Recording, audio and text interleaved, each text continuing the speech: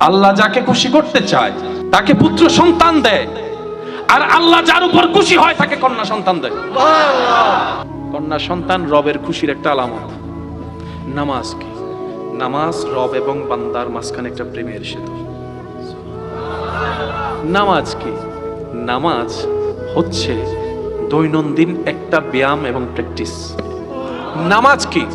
নামাজ হচ্ছে উশৃঙ্খলতা জীবন থেকে সুশৃঙ্খল জীবনে আনার একটা রাস্তা।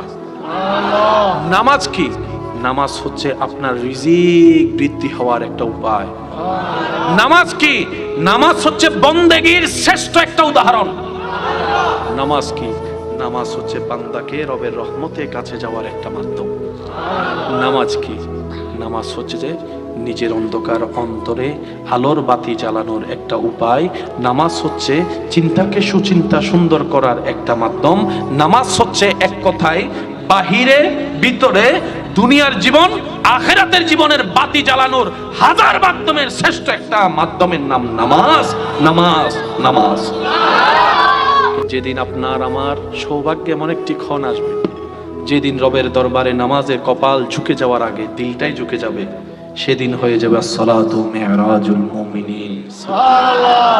তখন দেখবেন ইন্নাস সালাতা তানহা আনিল ফাহশাই ওয়াল মুনকারের নিয়ামত আপনার ভিতরে আসা শুরু করবে। যখন আপনার ইবাদত আপনার ভিতরে ধারণ হওয়া শুরু করবে, অন্ধকার সিনায় আলোর বাতি জ্বলবে, প্রেমের একটা স্পন্দন তৈরি হবে, তখন আপনি দেখবেন আপনার এই জবান দিয়ে কারো গীবত করা তো দূরের কথা, কানে গীবত শুনতো আর ভালোটা লাগবে না। আগে যেরকম মশলা দিয়ে মজার মতো লাগতো, একটা শুনলে দুইটা বলা আসতো, এটা আর আপনার আসবে না, ইচ্ছাই করবে না। তখন আপনি বলবেন, আরে বেটা কার বদনাম করতেছো, সে আমার চাইতে অনেক ভালো আছে, আমি তার চাইতে বড় গুনাহগার, আমি তার চাইতে বড় গুনাহগার। আপনি নিজেই দেখবেন খারাপ কাজে আপনার নিজের দিল যেতে চাইবে না। তখনই বুঝবেন আপনার ইবাদত আপনার ভিতরে ধারণ হওয়া শুরু হয়েছে। বলেন সুবহানাল্লাহ। মানুষের একটা বদ অভ্যাস আছে, প্রশংসা বিশ্বাস করতে চায় না, বদনাম যত দ্রুত বিশ্বাস করে। প্রশংসা অন্যের কাছে গিয়ে পৌঁছাবে না যেটা শুনে, কিন্তু বদনাম যদি কেউ কারোটা শুনে দেখবেন অল্প সময়ে পুরো এলাকায় করে ফেলবে। পারে না যে ফেসবুকে স্ট্যাটাস দিচ্ছে খোসা মাইর হইলেও দেয়। তো মানুষের অভ্যাসটাই হচ্ছে এরকম। কারণ আমরা এখনো মানুষ হতে, বলেন আমরা এখনো পরিপূর্ণ মানুষ হতে পারি, আশরাফুল মখলুকাত আমরা এখনো হতে পারি। সেজন্য মনে রাখবেন, অন্যের জীবনকে সহজ করবেন, রবের রহমত আশা করবেন, যতটুক পারবেন আল্লাহর বান্দার উপকার করবেন। আমাদের পক্ষ থেকে যেন কারো কোনো ক্ষতি না হয়। কোনো না কোনো সময় জীবনে একা হতেই হবে, এখানে দ্বিতীয় কোনো অপশনই নাই। কোনো না কোনো পরিবেশে পরিস্থিতিতে সময়ে আপনাকে আমাকে একা হতেই হবে।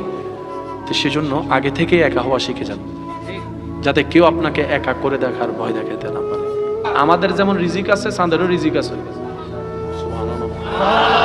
প্রত্যেকটা কিছুর একটা রিজিক, কিন্তু আমরা সবসময় রিজিক মানে মনে করি রিজিক মানে খাবার নাই। আল্লাহর প্রত্যেকটা নিয়ামতেই রিজিক।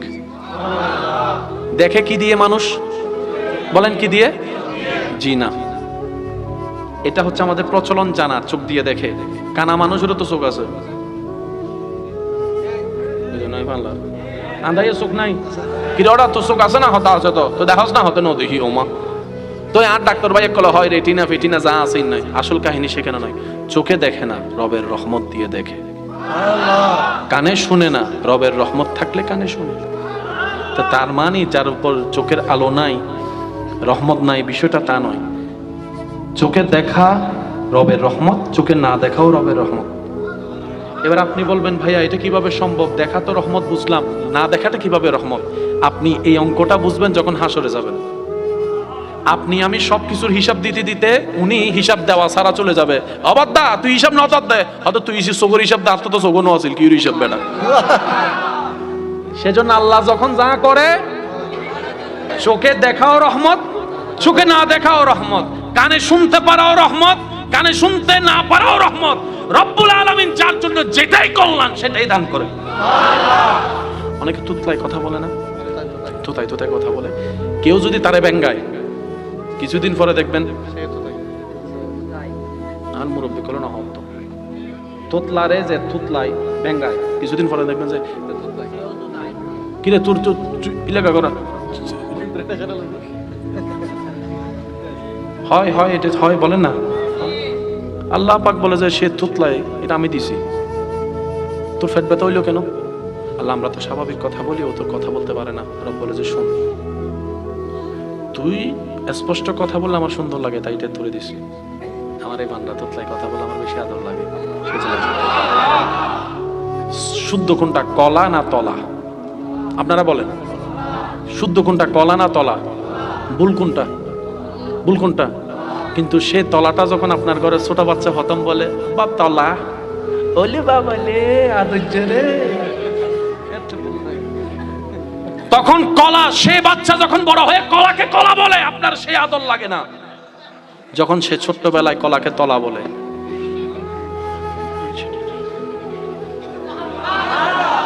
আপনার যেরকম ছোট্ট বাচ্চার ভুল উচ্চারণটাই আপনার আদর লাগে।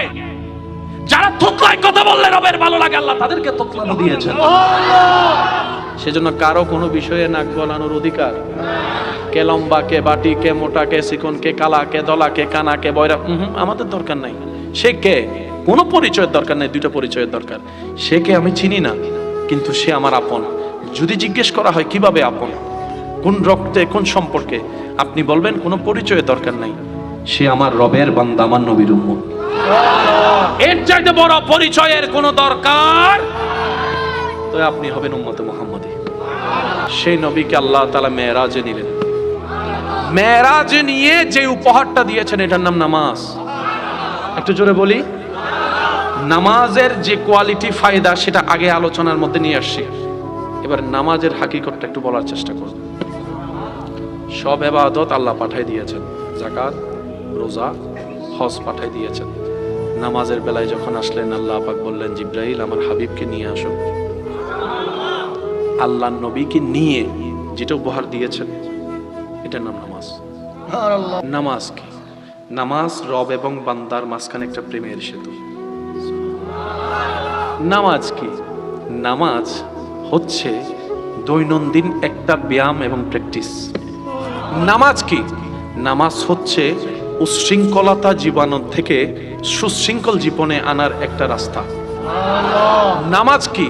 নামাজ হচ্ছে আপনার রিজিক বৃদ্ধি হওয়ার একটা উপায়। নামাজ কি? নামাজ হচ্ছে বন্দেগীর শ্রেষ্ঠ একটা উদাহরণ। নামাজ কি? নামাজ হচ্ছে বান্দাকে রবের রহমতের কাছে যাওয়ার একটা মাধ্যম। নামাজ কি? নামাজ হচ্ছে যে নিজের অন্ধকার অন্তরে আলোর বাতি জ্বালানোর একটা উপায়।